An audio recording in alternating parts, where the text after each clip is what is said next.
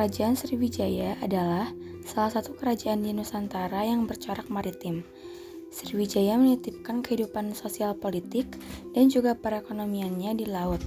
Hal ini didukung dengan letaknya yang strategis sekali, yaitu di dekat Selat Malaka. Dalam bahasa Sanskerta, Sriwijaya berasal dari kata Sri yang berarti cahaya dan Wijaya yang artinya kemenangan. Jadi arti Sriwijaya sendiri adalah kemenangan yang gemilang. Berdasarkan peta membentang dari Kamboja, Thailand Selatan, Semenanjung Malaya, Sumatera, Jawa Barat, dan kemungkinan Jawa Tengah, menurut prasasti Kedukan Bukti yang bertarik 605 Saka atau 683 Masehi, Rituan Sriwijaya pertama kali didirikan di sekitar Palembang di tepian Sungai Musi. Awal berdirinya dan masa kejayaan.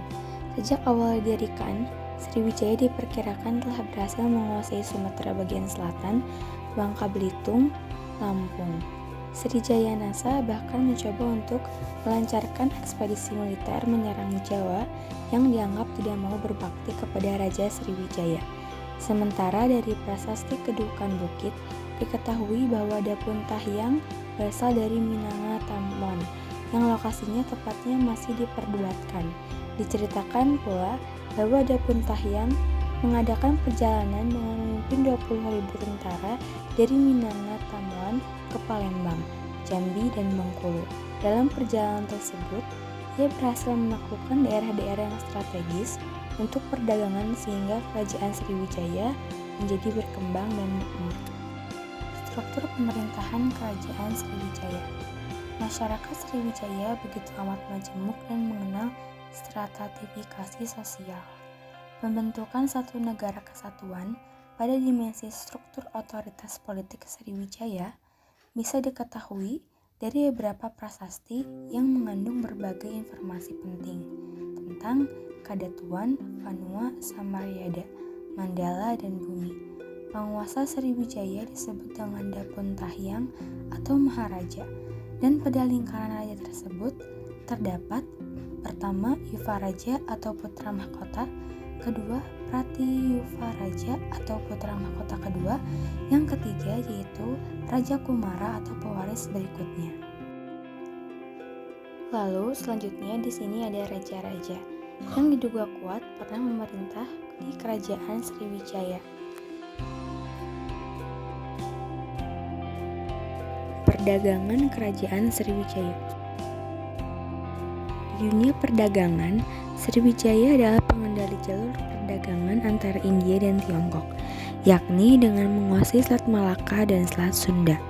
Orang Arab mencatat bahwa Sriwijaya mempunyai aneka komoditas seperti kapur beras, kayu gaharu, cengkeh, pala, kapulaga, gading, emas, dan timah yang mampu membuat Raja Sriwijaya sekaya raja-raja di India. Kekayaan yang melimpah ini sudah memungkinkan Sriwijaya membeli kesetiaan dari vassal-vassalnya di seluruh Asia Tenggara, berperan sebagai entreport atau pelabuhan utama di Asia Tenggara, dengan mendapatkan restu, persetujuan, dan perlindungan dari Kaisar Cina untuk bisa berdagang dengan Tiongkok.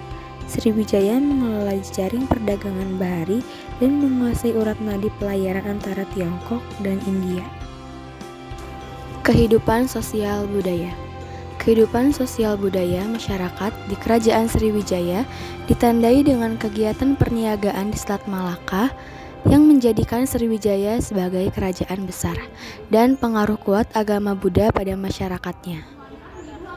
Kerajaan Sriwijaya menggunakan bahasa Melayu kuno yang menjadi dasar dari bahasa Melayu dan bahasa Indonesia. Penyebab runtuhnya kerajaan Sriwijaya. Yang pertama, karena adanya serangan dari Jawa, yaitu serangan dari Raja Dharmawangsa pada tahun 990 Masehi yang mengirimkan tentaranya ke Sriwijaya. Yang kedua, adanya serangan dari kerajaan Kolamandala pada tahun 1203 Masehi, 1030 Masehi, dan 1608 Masehi. Mundurnya perekonomian dan perdagangan Sriwijaya akibat banyaknya bandar-bandar penting di Sriwijaya yang melepaskan diri dari kekuasaan pusat. Lalu yang keempat ada pengaruh ekspedisi Pamalayu dari Kerajaan Singasari ke wilayah Melayu yang merupakan kekuasaan Sriwijaya. Lalu yang terakhir, karena adanya serangan Majapahit pada 1477 Masehi, dan karena serangan inilah yang paling membuat Sriwijaya kalah habis-habisan hingga kondisinya benar-benar lemah. Lalu selanjutnya ada peninggalan-peninggalan Kerajaan Sriwijaya. Yang pertama ada Prasasti Kedukan Bukit yang bisa kita lihat fotonya di paling bawah.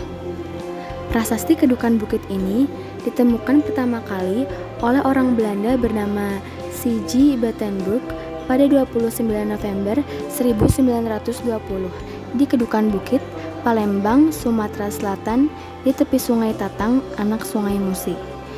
Ukurannya tergolong kecil, yakni berupa batu berukuran 45 x 80 cm. Lalu yang kedua ada Prasasti Talang Tuo. Prasasti ini pertama kali ditemukan oleh Louis Constant Basteneck pada 17 November 1920. Prasasti Talang Tuo ditemukan di daerah kaki Bukit Seguntang dekat Palembang dan saat ini disimpan di Museum Nasional Indonesia. Isinya menceritakan tentang pembangunan taman oleh Srijaya Nasa untuk kesejahteraan semua makhluk. Isi dari Prasasti Talang Tuo juga menginformasikan tentang aliran Buddha yang dianut pada masa Kerajaan Sriwijaya. Di samping peninggalan-peninggalan prasasti, adapun peninggalan candi, yaitu Candi Biaro Bahal 4. Orang menyebutnya Candi Bahal, Biaro Bahal, atau Candi Portibi. Bangunan peninggalan Buddha aliran Vajrayana ini terletak di Desa Bahal, Kecamatan Padang Bolak, Portibi, Kabupaten Padang Lawas Utara, Sumatera Utara, sekitar 3 jam perjalanan dari kota Padang Sidimpuan atau sekitar 420 km dari kota Medan, ibu kota Sumatera Utara.